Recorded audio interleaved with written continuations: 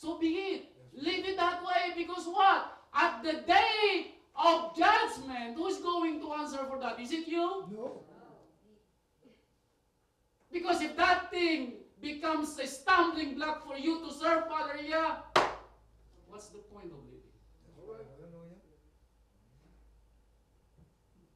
Did your wife or your husband die for your sin? No. So why being sad and gloomy for just little misunderstanding? Let it go. Worry about the good thing. My golly, how many years you want to live your life and spend your life gloomy? No. Psalm 30 verse 5 said, night may endure with the crying, but the question again is how long you want your night to be. You have the power to just kill it and wait for the morning even though it's still midnight. Choose. You want to live or to die. It saddens me to see our brothers and sisters still in their gloomy part as if Father Yahweh did not do so many things in your life that you can be thankful for every day. I am so thankful now because way back in my lifetime, my golly, if I can eat fried chicken, I am so thankful. But now I can eat fried chicken every day if I want to. Hallelujah.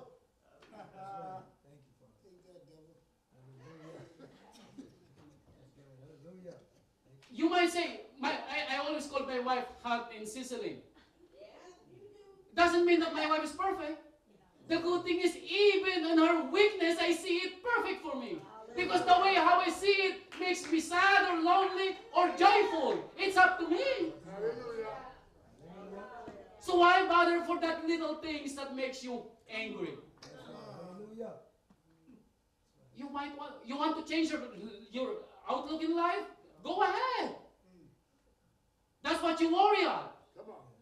But it one says in Matthew chapter 6 verse 34 or 33 should I say, before the 34. Seek first thy kingdom, O Father Yah, and his righteousness. Seek him first, and all the things that you do, it will just add it unto you. If you can do it. The worry of the day is too much for you already. Can you add statures of your height, if you will? Can you even add a hair in your head?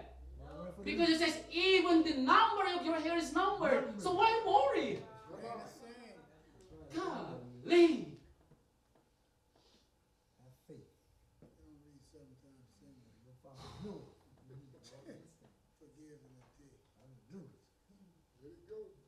In James chapter 4 verse 8. Whew. Help us, Father. Help us.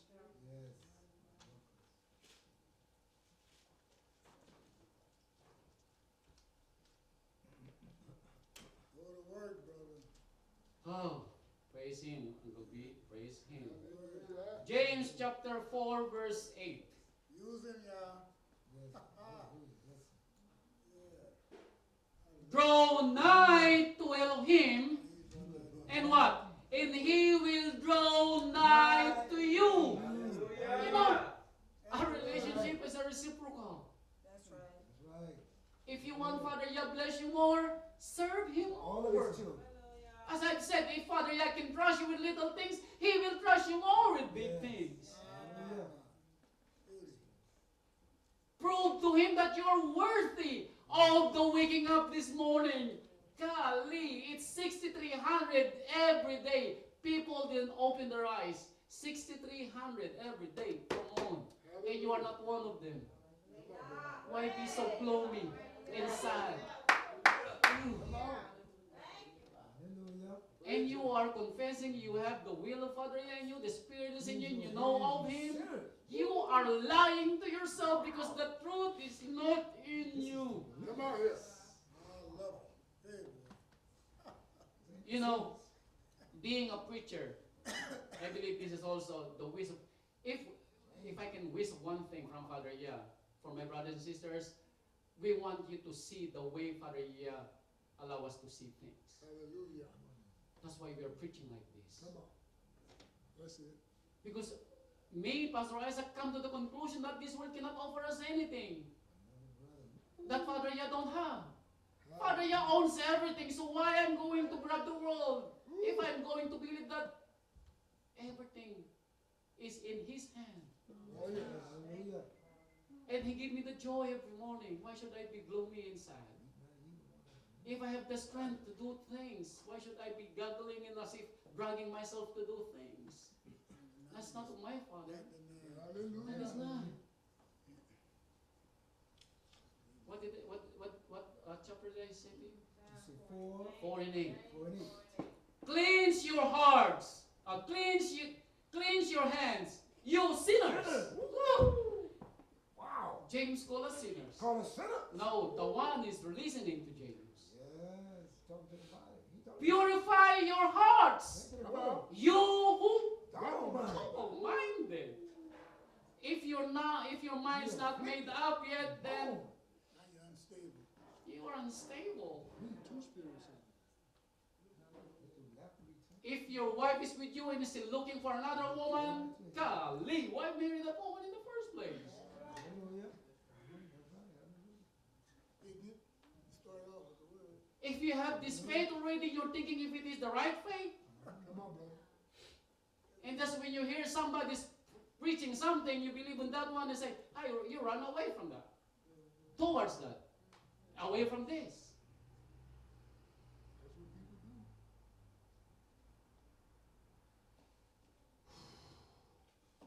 Double-minded. If you have a double-minded mind, individual, you are unstable in every way. That's good. Even in front of your wife, Yep. in front of your children. You cannot even stand firm with what you believe in. Come on, brother. You're always swaying with one another. Thank you, God, for change. You cannot.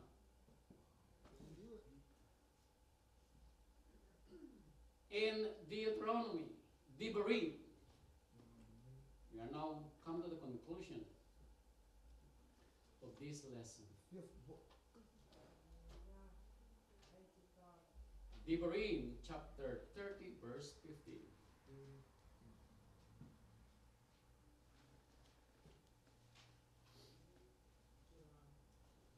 See, I have set before thee this day. Come on. Now you have no excuse. No. Right now. Whether you are here presently in the sanctuary or you are there in your caution listening to me, I am setting you this day. Yes, day. Hallelujah. Life and good, and death and evil. You choose. Hallelujah. There is no tomorrow. There is no tomorrow. In verse 19, now, you know, for saying one verse is another, but if you keep on saying for another verse, that's something. You need to pay attention to it. In verse 19, now hear what Moses is saying to these people. I call heaven and earth to record this day against you. Yes. Ooh. Hallelujah. Now that's something. Now imagine.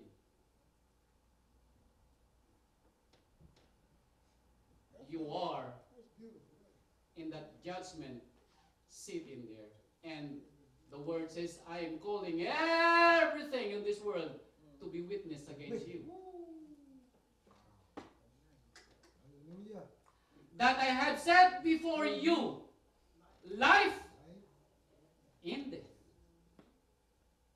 blessings and cursing. And you know what's good with Father Yah that he told to Moses? You know what he said? What he said? Choose Life. life. Now, who's giving you I see. to choose between between two things, and He is telling you, choose life. That's right. Hallelujah. Now you are insane if you choose the other way. The one who created the heaven and earth and all that is in this, telling you to choose life in death. And He is telling us, choose life. It's a choice. That's right. If you do today, I did not say yesterday, if you do today, both thou and thy seed will live. You are pronouncing death to yourself today and the death of your children's children. That's what you're doing right now. So don't be gloomy. Don't be sad. It's your choice. You did that to yourself. You did.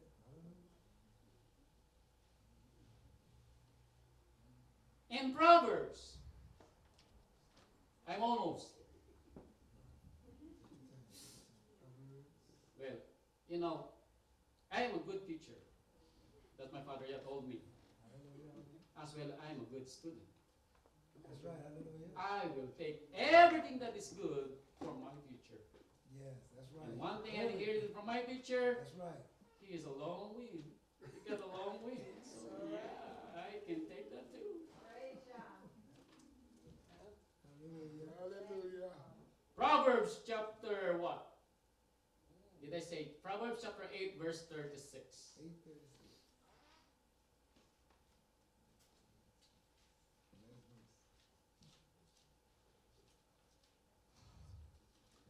Here. But he that sinneth, after all the things that he's done to us, against me, wrong his. Told you a while ago, isn't it? It's not your wife's fault. If you're suffering what? Hypertension, it's not your husband's fault. It's not. Again, it is not. It's not your son's fault. You did it to yourself. That's right. Be merry and joyful. That is our part in this life. That's what it says, right? Yes, it's a gift. It's a gift from That is the a Lord. gift. Hallelujah. Thank you. And if you do away with that, you are denying the gift of Father Yahweh to you. Hallelujah. Is it right, Uncle B? All who hate me, love death. Now, no wonder billions of people hate Father Yah because they love death. They don't even know it. That's right. Hallelujah.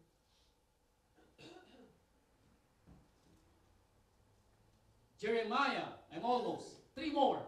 I hope. I think. He watched you well, right? Hallelujah. Praise Father Yah. Hallelujah. Oh my. Jeremiah, Yirmiyahu, chapter 21, verse 8. Good man. Good word. Good thing. Good word. That's right. Hallelujah. You know, if there's